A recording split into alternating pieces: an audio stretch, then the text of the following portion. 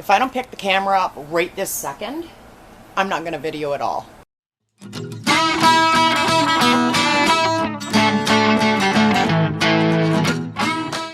Okay, I'm supposed to be doing a video in the cherry tomato house, but things are crazy here, just like the rest of the world right now, so we are doing what we can when we can. We have so much going on here. One thing we are going to do, and I'm just going to do this very quickly, is our onion bed. So what we have done is, in greenhouse number 1, you can see these were slatted tables. We have put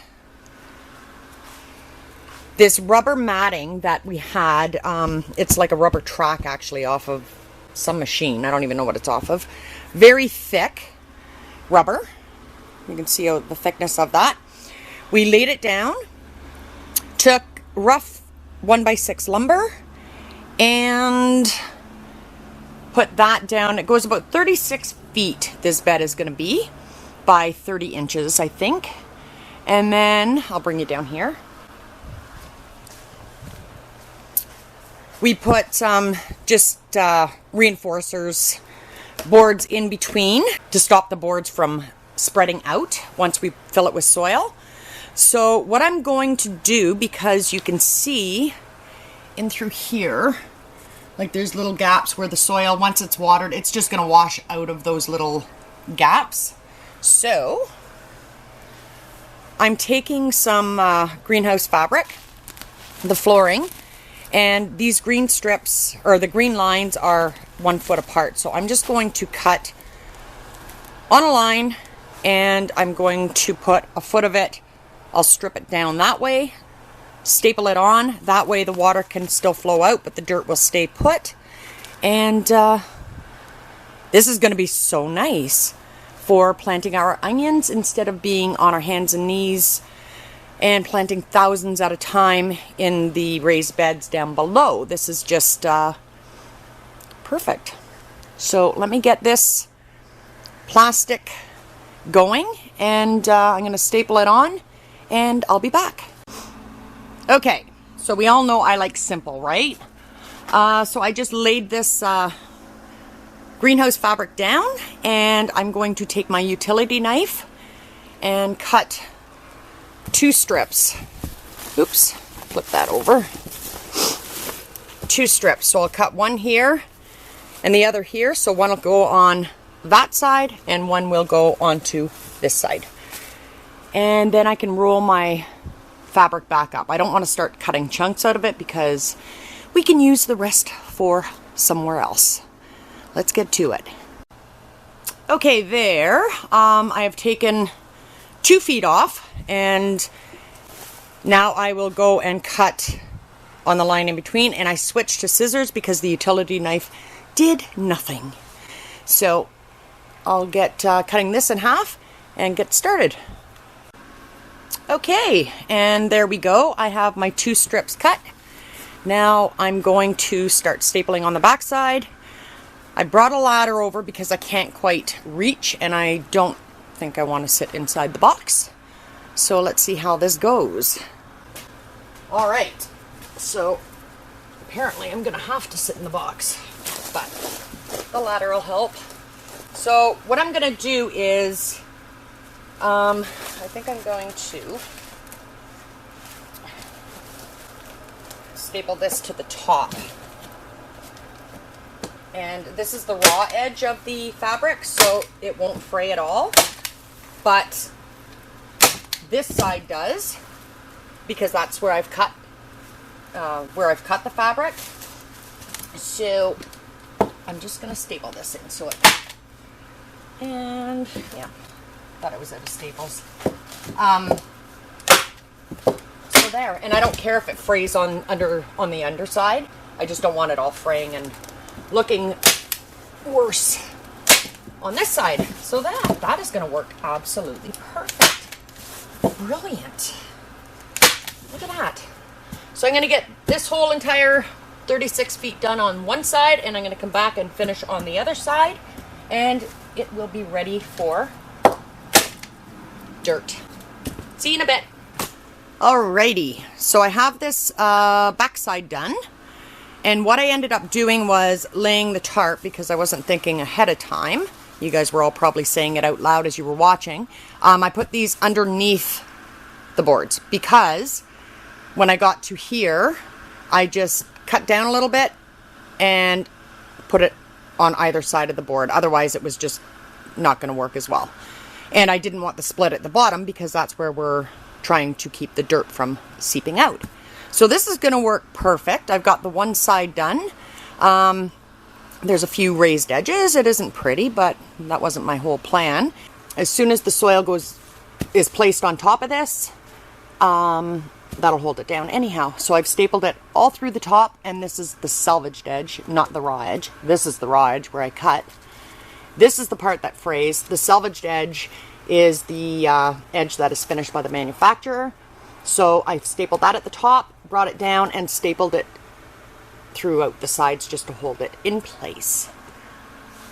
So there, got that one side done. I'll do this side, and then we can get ready to start planting onions. All right, so I forgot I was filming. Surprise. I'm just feeling like I'm new to this YouTube thing again, but so I've got both sides done. I'm just moving this over, and I'll explain that in a bit. This side is done, so nothing can seep through these outer edges, and the same with that side. So I've done that all the way down, and we had 2 big bales of peat moss down in our drive shed, so we had to use them up. So we have dumped them in to this bed. A lot of it was froze, so I'm just kind of letting it, it's really super warm in here. I'm just letting it unthaw. I'm going to get this pretty much equal in each box. It pretty much is now. So once it's completely unthawed, I'm going to break it all up, level it out, and then we have some older bags of potting soil that we're going to throw in. We have to use these up. I wasn't really happy with this brand of potting soil, so we are going to put it into for potting. I wasn't happy with this potting soil for pots, but it'll work fine for in our bed.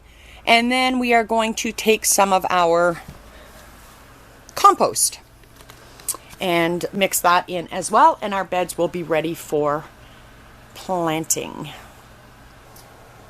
All right, so now I have got, that looks like dried up dog caca, but I don't know. That's okay. I don't think it is. Let's just move them. What I wanted to tell you, which I forgot to mention, is when you're putting on these sides, with ours, you're probably thinking it's not going to be able to drain because there's rubber at the bottom and then the fabric. But this is the greenhouse flooring fabric, and it does drain. So with this rubber, and well, our table is absolutely not level at all. So there's a lot of this going on. And that's where we had to cover so the dirt wouldn't go through in those big dips, because the dirt would have traveled right through to the outside. So when we water, it's all going to drain through in the low spots. So all the water will collect in the lows and come out through the sides. So I've got my peat moss laid out, and I've got the most dull utility knife in the world. So my peat moss is laid out. While I was digging out my potting soil under the table, I found 2 more bags of peat, but I don't want to put too much more peat in. I'm just going to put my topsoil in, and look, we'll mix it in with the dog caca and the peat moss. Ew. So this is the soil that I was saying I'm not fond of at all. It is so, it's almost sandy, and I don't know, I've never grown anything in anything quite like that. I don't like it for potting. It dries out very quickly, and it almost goes like a hard sand. It's not nice stuff. So live and learn, but that's where the peat moss comes in, because that will keep it all, keep the moisture in. Where did that thing go? Oh, who cares, right? It's going to be the last thing that kills me, I guess. All right, so I'm going to continue with all my bags, mix this all in, and then we'll come back with our compost.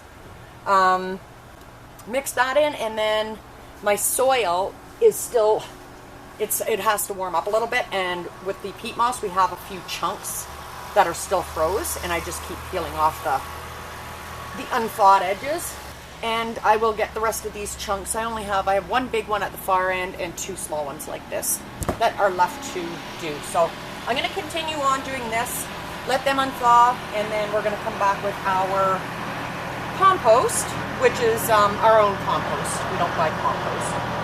And finish these beds off so we can get our onions planted. Okay, so there we go. We just brought up the compost and shoveled it in. So our compost, we just put everything in there. I mean, it's there's so many nutrients in this compost. So in here we have our potting mix that we threw in. We have our peat moss and beautiful compost.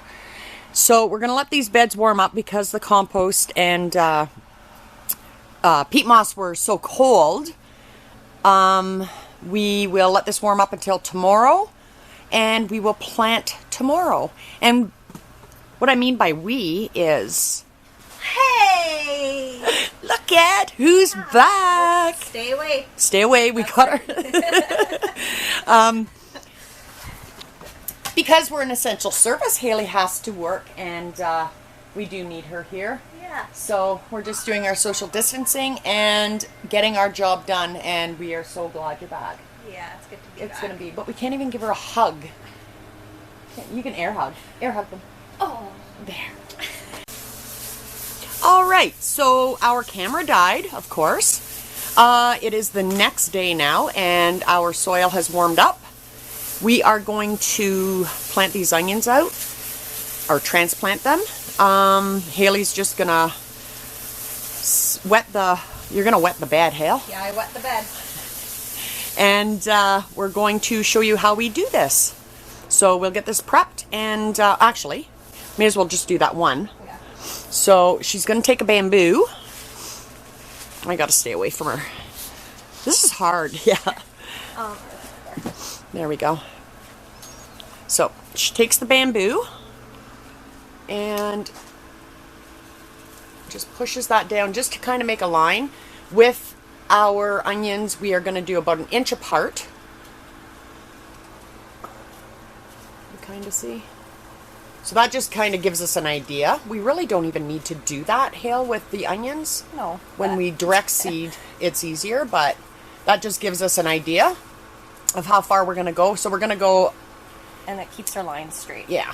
1 inch. Sometimes. Yeah, sometimes. So we're going to come over here and give our onions a haircut. You want to show them how? Sure. All right, so here are our onions. We've seeded into 6-packs, and we are going to pull them out.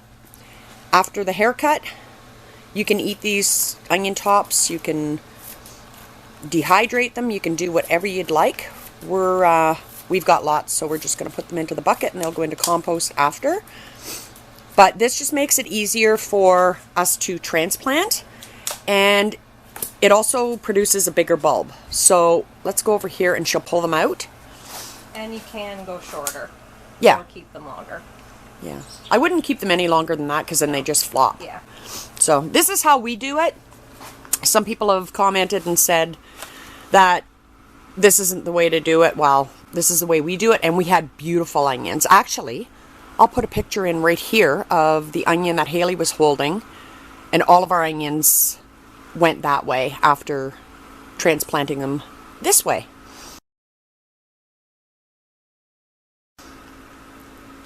And we're back.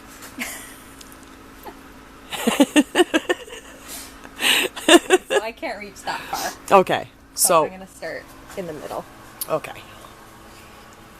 Just a little hole, plunk it in, and that's it. And you don't want to go too deep with your onions because they don't have to be planted too deep. With green onions, you can go a little bit deeper with, these are green onions, by the way. These are the white spear. With bigger onions, like the big sweet onions or whatever, you want to keep them up above ground as much as you can. So you would just basically plant the root in. And that's all we do. So we are going to... maybe a ½ an inch down. Let me apart. get it close here. Back up, back up. Yeah, so they're just, you can kind of see the white at the top. And we just carry on like that. So we will be back once we get all these onions planted. And there's our onions all planted. And Patty's down here getting the radish beds ready. And we invented a new tool with something we had laying around. Yeah, so we just took this, it was a 50 cell tray. I did up here with the 50 cell. I just went like this, pounded it in, and we're going to plant a seed through each hole into each divot, and then I cut one line off here. So now I brought it down to a 40, and that fits perfectly because I've got all the divots up here, but now I have a small row, and I just go like this. And then we know exactly how many seeds we need per bed. And we're just going to direct seed right into here. We'll plop the seed in. Even if we went by hand, plop the seed in and then just lightly cover. I think that'll work absolutely perfect. Perfect. So we will carry on with that and we'll show you once the seeds are in. All right. So Haley is planting, and she's just taking each seed and putting it into the hole the little divot that we made. Is that not cool? So cool. And it's going to space them out perfectly. So some of them are a little bit deep, so what she's doing is just taking her finger and putting a little bit of dirt into the hole and then planting the seed over, and then we'll cover them over lightly, and that's it. Pretty fun. Pretty fun. Pretty fun. Pretty fast. It is fast. That's 375 right there. 375 already planted in just this one bed. So that's great. All right, so that's it for now. Hey, Hale? Yeah. Okay. So say bye. Bye. Bye, guys.